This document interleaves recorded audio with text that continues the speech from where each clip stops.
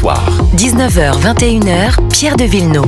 Toujours avec Victor Hérault de Valeurs Actuelles et Louise Alter du Figaro. Madame Prima est porte-parole du gouvernement. Alors, elle nous a bien fait rire tout à l'heure quand elle est arrivée chez Benjamin Duhamel sur BFM TV et que mon confrère lui dit alors où est-ce qu'on en est de cette histoire de taxation des retraités? On en est nulle part puisque Éric Lombard le dit d'ailleurs dans les Échos et ça sera publié demain matin que finalement la messe est dite et qu'il y aura finalement pas de taxation après cette sortie toute seule comme une grande d'Astrid Panosyan sur TF1 hier matin. Il y a un autre sujet en revanche qui est en cours, c'est les fameuses 7 heures travaillées et là où on pensait qu'il y aurait encore un brainstorming en cours au sein de l'exécutif, pas du tout, c'est déjà lancé, nous dit Éric Lombard et c'est ce que nous confirme ce soir la porte-parole du gouvernement.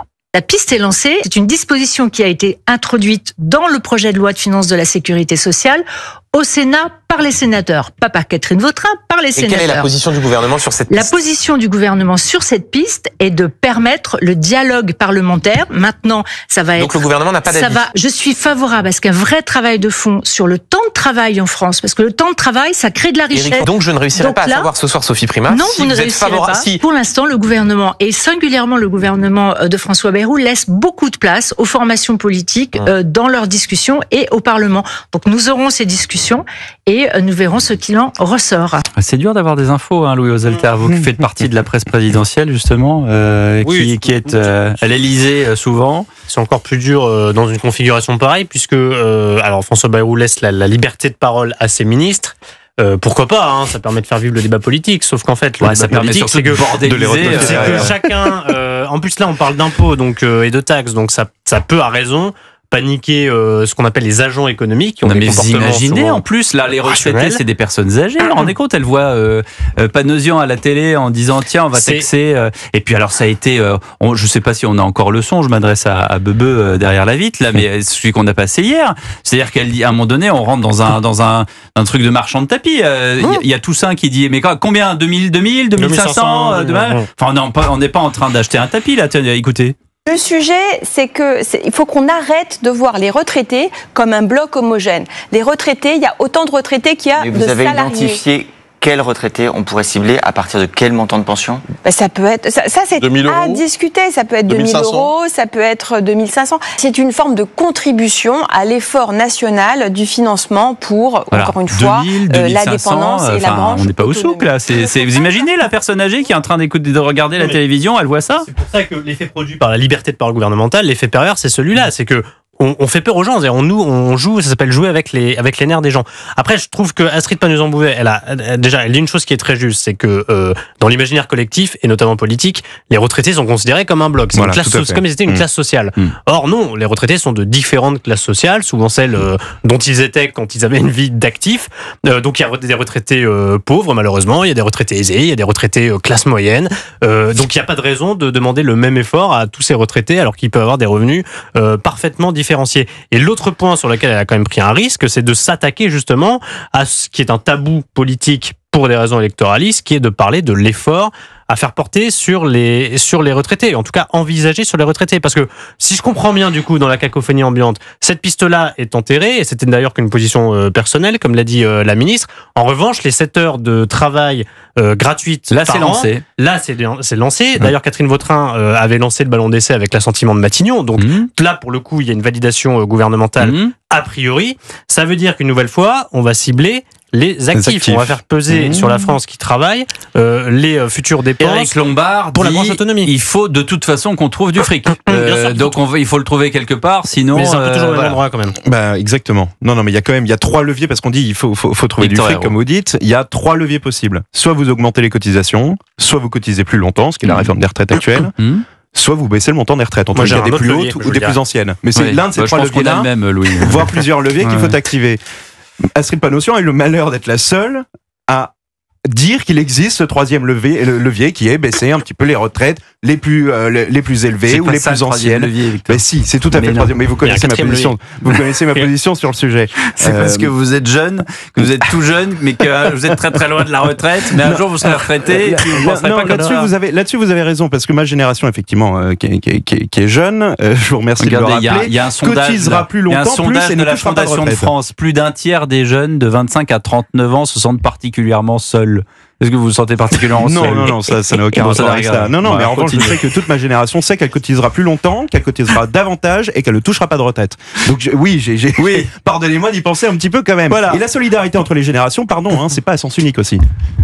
C'est-à-dire les aînés peuvent participer à l'effort commun de la nation qui est de réduire la dette. C'est pas toujours aux actifs, comme on le dit, encore moins aux plus jeunes actifs, de toujours cotiser davantage et plus longtemps. Je pense qu'il faut cotiser plus longtemps quand même. Il ne s'agit pas d'entretenir une guerre générationnelle. D'abord parce qu'il y a des retraités qui ont honnêtement des petites retraites, qui n'ont pas les moyens. Des plus grosses.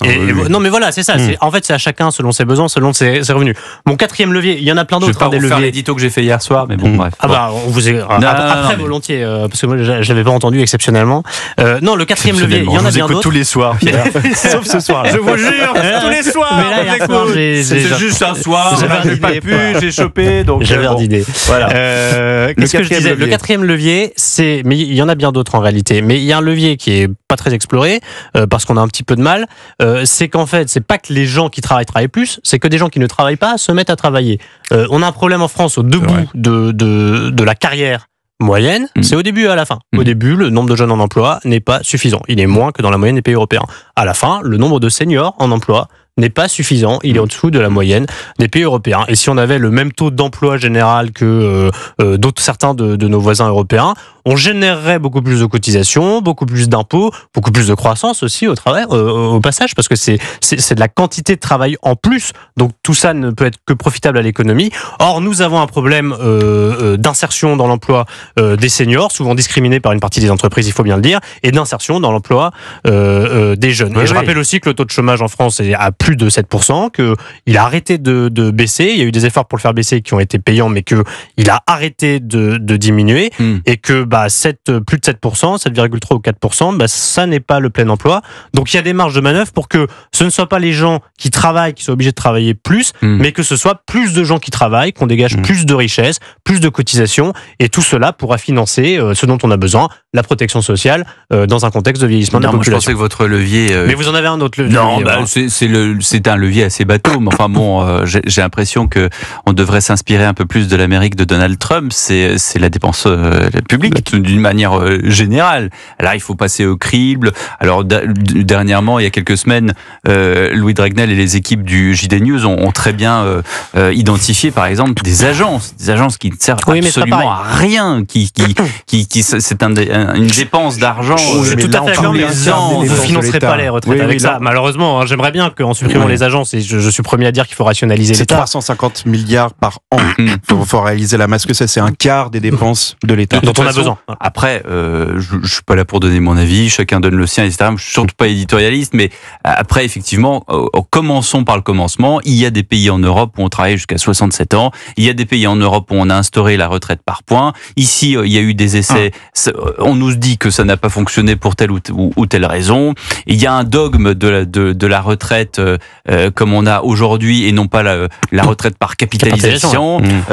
Il n'empêche que vous parlez de votre génération, Victor Hérault. Je crois que j'ai le double de votre âge, mais même moi, on fait tous des complémentaires retraite parce qu'on sait très bien qu'on n'y arrivera pas si on n'a pas ça. Voilà, c'est le système de Ponzi. Que dire à nos enfants qui seront encore dans une autre démarche, c'est assez difficile. Bon, en tout cas, je le disais hors antenne tout à l'heure, c'est vrai que c'est quoi gouvernementaux. On en a eu sous le gouvernement Attal, on en a eu sous le gouvernement Barnier, on en a eu même sous le gouvernement Raffarin. Je me souviens quand le ministre de l'économie de l'époque, Francis Maire, à chaque fois, ça loupait pas qu'il prenait la parole, Raffarin arrivait derrière 2 heures après en disant non, pas du tout, non, c'est Maire, c'est normal, il dit non, c'est pas ça, donc on fera pas ça comme ça.